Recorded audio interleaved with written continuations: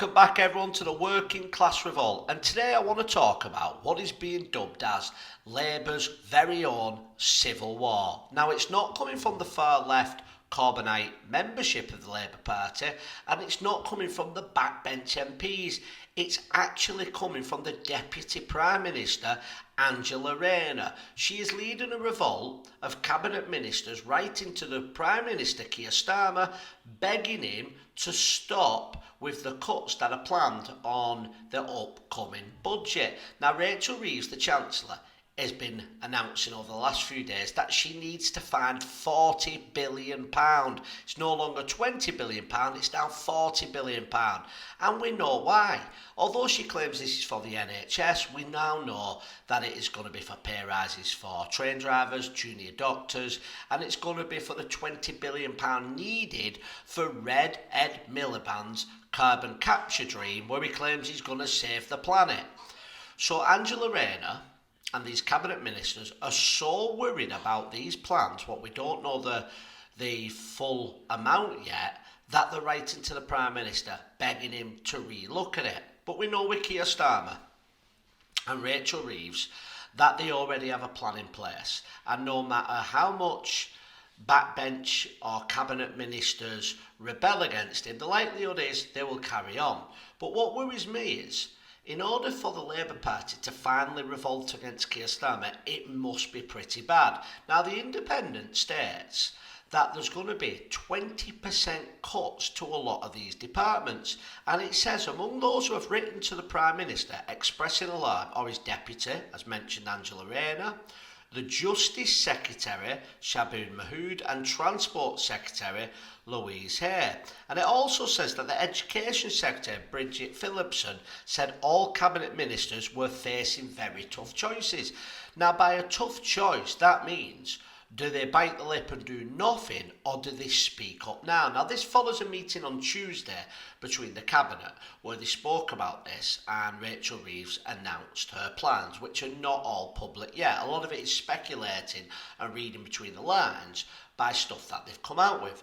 Now, we know one way they're going to raise money is they're going to raise national insurance. We spoke about this on yesterday's video.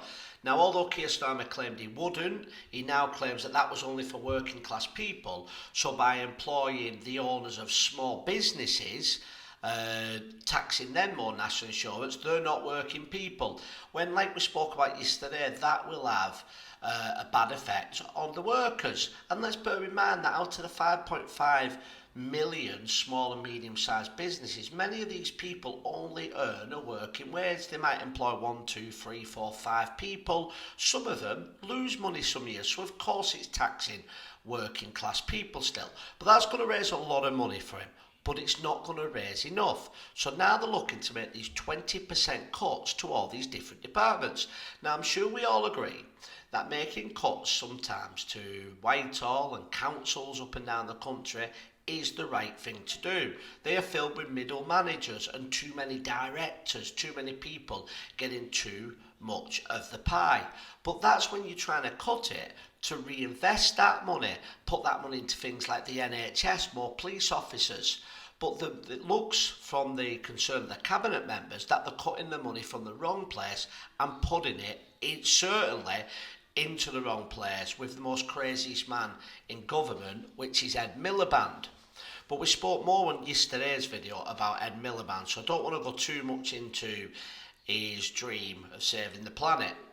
But Angela Rayner has a tough choice to make. How far does she go with this revolt, and how many people can she get on her side? Angela Rayner is probably the most popular senior figure in the Labour Party, and if anybody was able to take down the Prime Minister, at least on this victory anyway, it would definitely be Angela Rayner. So the big question comes, why is Angela Rayner doing it? Is she doing it, one, because the fears that she has are so large? I actually think it probably is number one. But I also think it's possible it's number two, which is that she has seen an opportunity to try and get more support than the Prime Minister and see if there's a chink in the armour. Because the last 100 days, Keir Starmer has showed a lot of vulnerabilities, and he's certainly not, they won't say it, but he is not very popular amongst his own party. You see, I don't agree with most policies that the Labour Party have. And where I'm a councillor here in the Borough of Wigan, I don't agree with the majority of Labour councillors, but what I can tell you is, although I think they should speak out about it, 90% of Labour politicians do not agree with the winter fuel payment, and a lot of them see Angela Rayner as some type of working class champion. So it's going to be very interesting to see how this plays out. But what do you think it is? Do you think that Rachel Reeves' budget is going to be so damaging that there is cabinet members who can't stand idly by, or do you think that there is a civil war going on between the Labour Party? And as predicted a couple of weeks ago, I think there is no chance that Keir Starmer sees this 5 years of a full term. Now, if Keir Starmer was to fall and somebody else takes the place, Angela Rayner, unfortunately, is not capable of being Prime Minister. We have seen some of the statements that she has made since the new government have been in power, and she has made some terrible gaffes. But please let me know what you think, and please like, share and subscribe to the channel, and I'll see you next time.